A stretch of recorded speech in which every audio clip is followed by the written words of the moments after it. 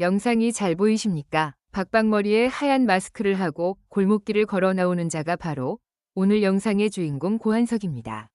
며칠 전 김미영 대표가 이준석과의 토론에서 대한민국 부정선거, 오적 중에 한 명으로 폭로하였던 바로 그 고한석입니다. 6년 전 2020년 4.15 총선이 끝나고 그해 7월 달, 당시 박원순 서울시장이 죽던 날 아침에 CCTV에 포착이 된 장면입니다. 박원순의 죽음에 관한 진실은 나중에 별도로 상세히 말씀을 드릴 기회가 있을 것입니다.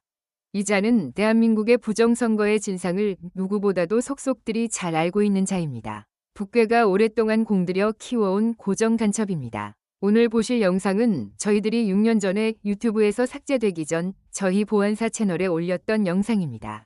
그때 영상 그대로 다시 올립니다. 보시기 바랍니다.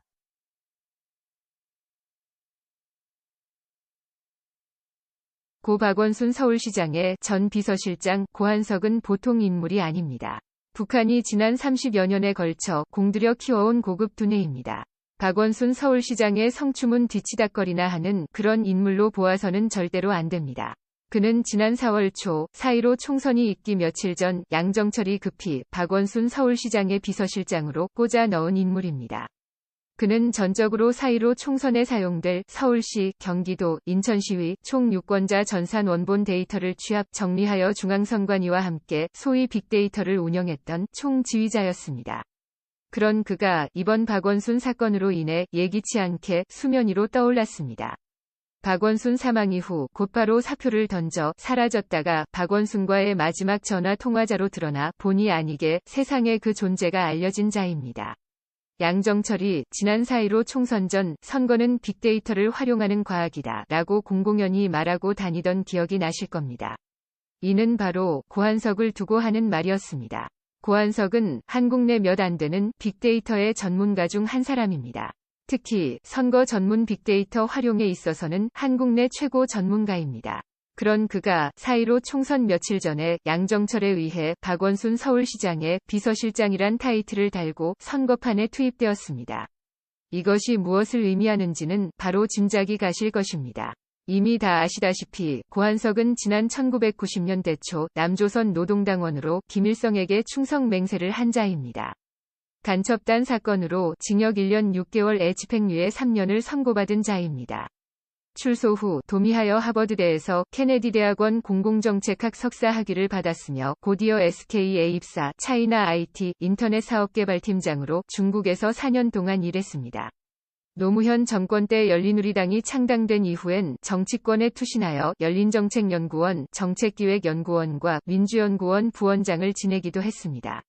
빅데이터 전문가인 그는 지난 2013년, 2014년 미국 빅데이터에 관한 서적들을 번역하여 출간하기도 하였으며 미국 오바마의 선거 전략에 관한 빅데이터 서적을 직접 저술하기도 하였습니다.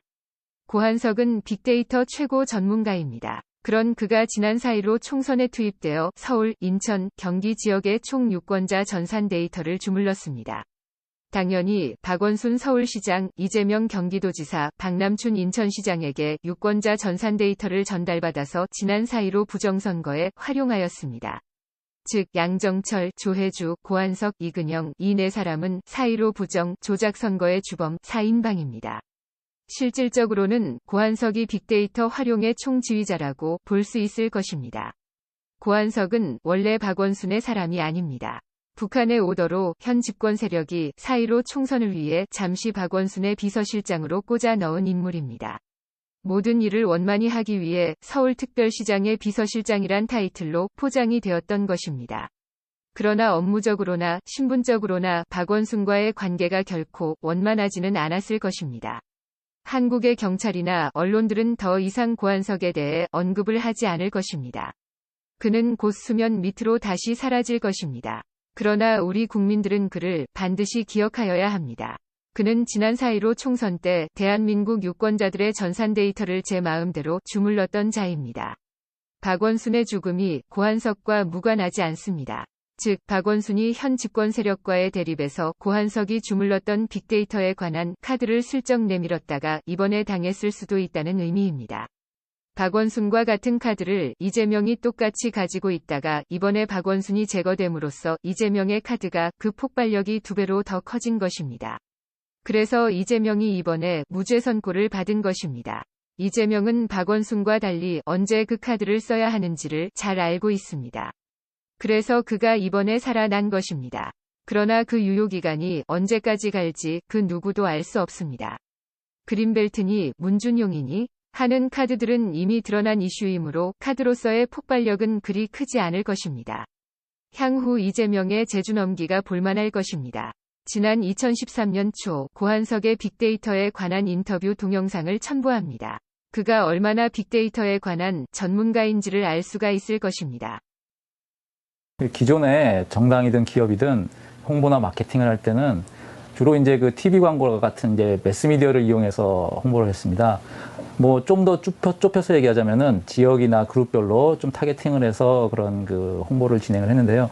이번 그 미국 2012년 대선에서는 2억 명이라는 그 미국 유권자 전체에 대한 데이터를 다 모아서 하나하나 분석을 해갖고 각각의 사람들이 어디에 관심이 있고 어떤 성향을 갖고 있는지를 다 예측을 했습니다. 그래서 거기에 맞추어서 개인별로 맞춤 선거운동을 했던 거죠.